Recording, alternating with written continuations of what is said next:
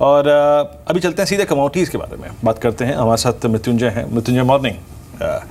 कुछ नहीं हुआ जिस चीज़ का इंतजार कर रहे थे, आखिर कुछ निकला नहीं वहाँ पे, अब बात टल गई है दिसंबर तक, तो कमोडिटीज़ पे कैसा एक्शन एक्सपेक्ट कर रहे हैं आप?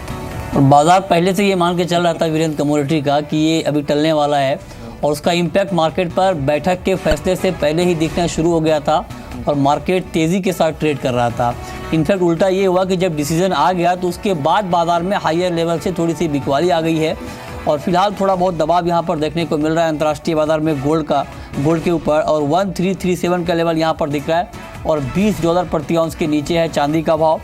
और आपको बता दें कि फेड ने हालांकि इस बात के संकेत दिए हैं, भले ही इस बैठक में ब्याज दरें बढ़ाने के मुद्दे पर फैसला ना हुआ हो, लेकिन फेड की तरफ से इस बात के संकेत मिले हैं कि दिसंबर की बैठक में ब्याज दरें बढ़ने की संभावना बनी हुई है और बढ़ सकती हैं क्योंकि आर्थिक हालात धीरे धीरे यहाँ पर बेहतर होता हुआ दिख रहा है। तो इस बीच मार्केट की ओपनिंग हुई है, क्रूड में करीब 30 रुपये की बढ़त है, लगातार कच्चे तेल में तेज़ी है, 3075 के आसपास यहाँ पर ट्रेड कर रहा है। और इसके अलावा अगर बात करें गोल्ड की तो 55 रुपये की मजबूती के साथ गोल्ड में ट्रेड हो रहा है 31,260 के स्तर पर। चांदी में करीब 130 रुपये की मजबूती है, 47,300 के आसपास यहाँ पर ट्रेड हो रहा है। कॉपर का भाव करीब आधा फीसदी ऊपर है और 325 के आसपास कॉपर में ट्रेड हो रहा है। निकिल में करीब 6.5 रुपये की मजबूती है और 695 के करीब यहाँ पर कारोबार हो रहा है। जिंक में करीब 1.5 रुपये की मजबूती है, 153 के आसपास है जिंक। लेड का भाव करीब आधा फीसदी ऊपर है, 129.85 के स्तर पर यहाँ पर कारोबार हो रहा है। और ग्वारसीड अक्टूबर वायदा 30 रुपये करीब नीचे है और 3700 के आसपास यहाँ पर कारोबार हो रहा है। तो ये है मार्केट का ताज़ा हाल। लेकिन शुरुआत कर लेते हैं गोल्ड से ही। हमारे साथ दो एक्सपर्ट हैं, हमारे साथ शमीक बोच हैं, कमोडिटी मार्केट के एक्सपर्ट, और साथ ही हमारे साथ अजय केडिया होंगे, केडिया कमोडिटी के एमडी। आप दोनों एक्सपर्ट का बहुत बहुत स्वागत है कार्यक्रम में। मार्केट की चाल को अगर देखें तो कल भी अगर हम देखें तो मार्केट में बैठक के फैसले से पहले तेज़ी यहाँ पर आई थी। शमीक, मेरा पहला सवाल आपसे ये होगा कि गोल्ड में अब यहाँ से आगे की चाल आप क्या देख रहे हैं? Well, morning, Mrityunjay. Buy the rumor, sell the news. People were buying the rumor here, and they will now sell the news. But once that is over, once the short-term situation is out of the way, मेरे ख्याल में 1350 है market देखे वहाँ पे between the bulls and bears.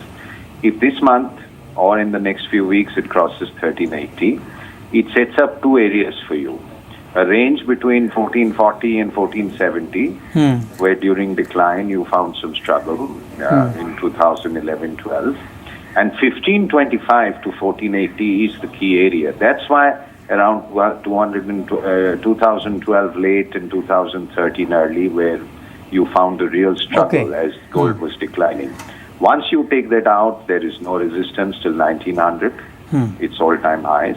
But from here to 1525, Mrityunjay, is a $200 move. It's a 15% move. You need some triggers. You won't need any triggers to go to 1380 in the next month, and especially with physical buying in India. But after that, you need some triggers, geopolitical triggers, problems worldwide to push it from 1380 to 1520. Fingers crossed for gold. And silver also, 2150 and 26 are the two areas. Silver, as you know, can react very quickly and move around very volatile in a violent way. ठीक है। ठीक है। अजय केडिया, जो बात यहाँ पर शमीक ने कही अंतर्राष्ट्रीय बाजार को लेकर, लेकिन ऐसे में अगर इंडियन मार्केट में ट्रेड करना हो, एमसीएक्स पर ट्रेड करना हो और खास करके इंट्राडे के लिए, तो क्या सलाह होगी आपकी? Good morning. डेफिनेटली कल के सेशन में हमने देखा था अर्ली आवर्स में फेड के मीट से पहले ही हमने जापान के अपडेट के बाद गोल्ड में काफी अच्छा जम देखा। 31,000 का काफी एक बड़ा हर्डल था, जैसे हमने ये ब्रेक होते हुए देखा कल काफी अच्छी तेजी के साथ मार्केट बंद हुआ। कल जैसे हम जानते थे कि फेड कोई अनचेंज रखेगा, उसके बाद आज का रुख भी पॉजिटिव है। मुझे लगता है कि अगर करंट भाव पे भी दिया जाए तो इमीडिएट टारगेट जो रहेगा 550 का रहेगा। ओवरऑल मुझे लगता है कि गोल्ड अभी पॉजिटिव ट्रेंड में रहेगा, जो इंटरनेशनल में 1356 से 1370 तक के टारगेट। और चांदी पर आपकी कॉल क्या होगी Ajay? As compare to gold, चांदी ज्यादा वोलाटाइल है और ज्यादा पॉजिटिव है। गोल्ड सिल्वर रेशियो में जैसे मैंने कल भी कहा था कि प्राइस रेशियो में ड्रॉप आ रहा हो, कहीं ना कहीं चांदी को ज्यादा सपोर्ट करेगा। तो टाइमिंग नहीं लगता, करंट भाव से भी लिया जा सकता है। ऊपर में 47,850 इंट्राडे का टारगेट रहेगा। ठीक है, तो आपकी सलाह आज गोल्ड और सिल्वर में बाई करने की है। बात कर लेते हैं अब कच्चे तेल की। और पिछले 2 दिन से क्रूड का मार्केट लगातार ऊपर जा रहा है क्योंकि अमेरिका में क्रूड स्टॉक में गिरावट आई है और बाजार के अनुमान के विपरीत ये गिरावट आई है। अमेरिकी सरकारी विभाग के आंकड़ों के मुताबिक पिछले हफ्ते यूएस में क्रूड का स्टॉक 62 लाख बैरल घटा है, जबकि बाजार का अनुमान स्टॉक 34 लाख बैरल घटने का था। इससे पहले जो एपीआई की रिपोर्ट आई थी, जो प्राइवेट रिपोर्ट थी, उसमें 75 लाख बैरल स्टॉक घटने की बात कही गई थी। और ये एक बड़ा फैक्टर है जिसने मार्केट को पिछले 2-3 दिनों से सपोर्ट दिया है।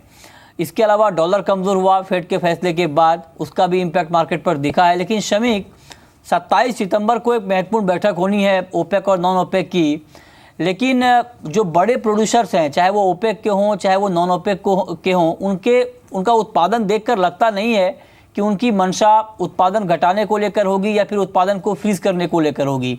सऊदी अरब का उत्पादन ऑल टाइम हाई के आसपास है, रूस का उत्पादन पोस्ट सोवियत के बाद सबसे ज़्यादा है, यूएई, ईरान, कुवैत, तमाम देशों के उत्पादन काफ़ी ज़्यादा हैं, अगस्त के महीने में रहे हैं। ऐसे में क्या आपको लगता है कि जो तेज़ी है ये टिकाऊ नहीं होगी और बाजार में हर तेज़ी पर सेल करना चाहिए? जी हाँ, मेरे ख्याल में ओपेक कंट्रीज का output agreement will not hold. Russia, Saudi Arabia will continue to pump to take market share from Iran, to stop Iran. Russia will continue to pump.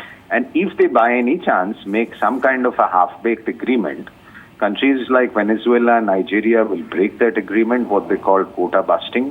And non-OPEC, Norway, America, Canada will go in to fill the more market void. ठीक है। And also जो stocks में कमी है वो crude oil से जाके petroleum प्रूडक्स बन चुका है। डिमांड में तो कोई बढ़ोतरी नहीं आई है, तो वर्ल्ड वाइड ट्रेड में कोई बढ़ोतरी नहीं आई है। So all put together crude oil both Brent and WTI are stuck in a range between $40 and $50। ठीक है। एंड ये बातचीत होती ही रहेगी, up down bulls and bears का फाइट होते रहेगी। ठीक है, आप कह रहे हैं कि रेंज में रहेगा। ऐसे में MCX पर क्या टारगेट है आपका अजय केडिया क्रूड में आज के लिए? कल के सेशन में भी हमने काफी अच्छा बाउंस देखा। नो डाउट क्रूड में जो बाउंस आ रहा है वो डॉलर की वीकनेस की वजह से आ रहा है। डिमांड सप्लाई जो ओवर सप्लाइड है वो ऑलरेडी मार्केट डिस्काउंटेड है, डिमांड इस वक्त निकल नहीं पा रहा है। शॉर्ट टर्म में मुझे लगता है जंप रहेगा, वो 3120 का टारगेट के लिए बाय किया जा सकता है। ठीक है, बिल्कुल संक्षेप में शमीक बोस, करेंसी मार्केट के ऊपर आपका कमेंट क्या होगा? क्या जिस तरह से फेड के फैसले के बाद डॉलर कमजोर हुआ है, रुपए में आप कुछ और मजबूती यहाँ पर देख रहे हैं? Not really. USDX has come down a little bit, 0.5%, not even 1%. So if the dollar index has moved around, like I said, buy the rumor, sell the news. Rupee dollar is also a range bound, not much, 50 paisa, 60 paisa. चलिए, बहुत बहुत शुक्रिया शमीक आपका और अजय केडिया आपका भी इस पूरी जानकारी के लिए। लेकिन अगर आप पोजिशनल ट्रेड करना चाहते हैं, निकिल में ट्रेड करना चाहते हैं, तो आपके लिए 680 के स्तर पर बाई करने का मौका होगा, 730 का टारगेट होगा और 650 रुपए के स्तर पर आप स्टॉप लॉस के साथ ट्रेड कर सकते हैं। ये लक्ष्य आपको 8 से 10 कारोबारी सत्र में देखने को मिल सकता है।